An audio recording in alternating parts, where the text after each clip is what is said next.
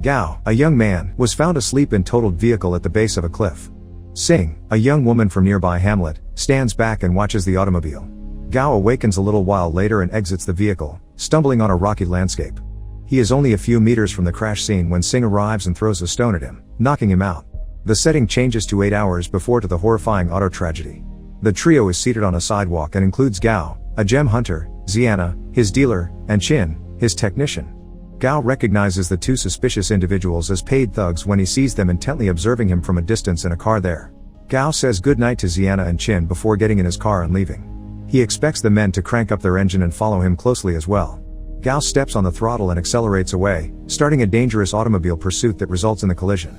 Gao wakes up in the present and discovers himself in a quaint but odd hamlet. While the males take care of the household tasks and the children, the women in this society hunt and provide for their families. The community has no technology and is isolated from the outer world since it is uninformed about scientific advancements. Gao is shocked to realize that Xing is the tribe's queen and discovers this as well. Gao first doesn't believe her and thinks the villagers are simply nerdy cosplayers with fantastic costumes and a well thought out setup. He swears at Xing and the other ladies, which irritates the attractive tribal chief. Because of his attitude, Xing is furious and confines Gao to a wooden cage. Gao resolves to get back to the city as quickly as possible after later realizing that they are in fact actual individuals. Gao is informed by Yun He, the tribe's astrologer, that he is unable to leave the hamlet without Xing's consent. Gao asks Xing to free him from the cage and take him to his car after several hours have passed.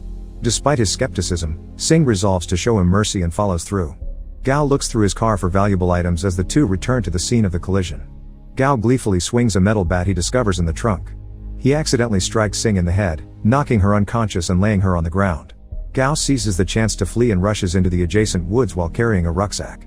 A little while later, the gasoline tank of the automobile begins to leak, and soon Xing is encircled by a ring of raging flames.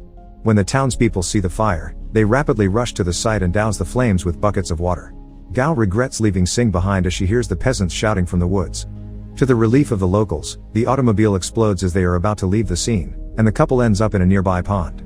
The next scene shows Gao returning to the hamlet and discovering his phone in his rucksack. Xing runs inside the room after noticing the tune he is playing on it.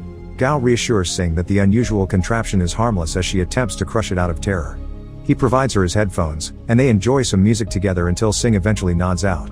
Gao places a sleeping Xing in bed before furiously searching the space in quest of a map that would let him return to the city. Gao joyfully discovers a sapphire gemstone in the space and resolves to question Xing about it when she awakens. The sapphire was a gift from Xing's late mother. In exchange for the stone, a rapacious Gao offers her a number of gifts, including a bowl of quick noodles, a book, and even his phone. Xing explains that the stone is her most valued possession and won't part with it. Although Gao is dissatisfied, he decides to take the jewel. Later on that day, Xing requests that Gao meet her at night in a field so that they may both see the stars. As Xing shyly smiles and exits his shed, Gao accepts the offer. The two laid on the grass that evening and gazed up at the beautiful sky. To Gao's amazement, Xing suddenly charges at him and tries to take his clothing off. He tosses her off, and they start yelling at each other. Gao is surprised to learn that in the village, watching the sky is synonymous with having sex. So that's why Xing jumped on him. Suddenly, Gao runs to the hamlet to flee, and Xing follows closely after. Xing is furious with Gao and throws him in jail. Gao admits to Xing that he misinterpreted the remark since he was unaware of its deeper meaning. Additionally, he claims that in his own country, individuals profess their love when it snows as a romantic way of expressing their sentiments. Gao eventually grasps what Xing is trying to say, but she still has him spend the night in the cell while she goes back to her shed. Shana and Qin diligently look for Gao back in the city, but to no effect. They search the highway where his vehicle veered off the road and down the cliff but are disappointed to find nothing. In order to search the region, Qin utilizes a drone, but a magnetic field interferes with the drone and renders Qin's monitor inoperable.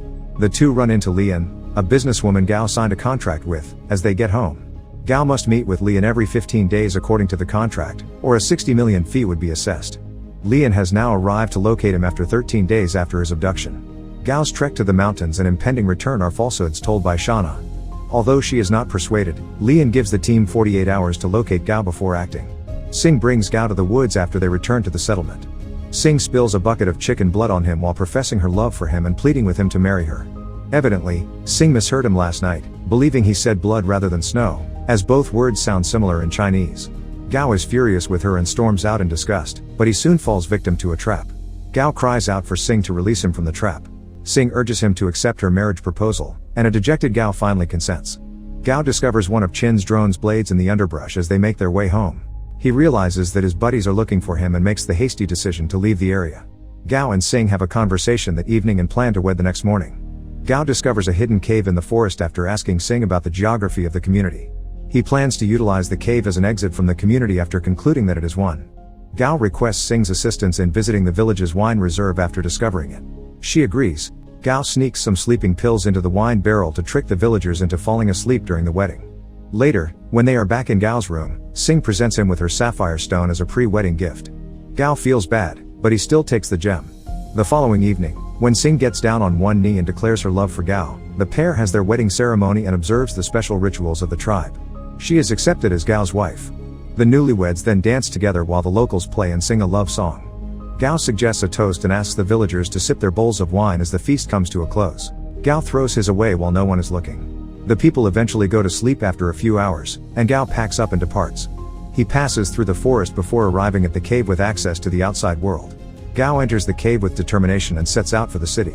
He exits the cave the following morning and rushes to the summit of a mountain, grinning as he spots a nearby road. The 48-hour deadline is about to expire when Lian and her men show up at Gao's home. When Lian inquires about Gao's location, Shauna and Qin reply that they are unaware of his whereabouts. Lian presents Shauna with a document after hearing this that would give her ownership of the property. Lian forces Shauna to sign the document despite her protests. As Shauna is compelled to sign the document with her thumbprint, thankfully, Gao storms through the front door just in time to stop them. While Gao is talking to Lian, Qin takes advantage of the commotion and eats the signed contract. The businesswoman eventually leaves the residence and makes a pledge to stay in touch. Gao gets dressed up and eats with his buddies after she leaves, who inquire about his whereabouts.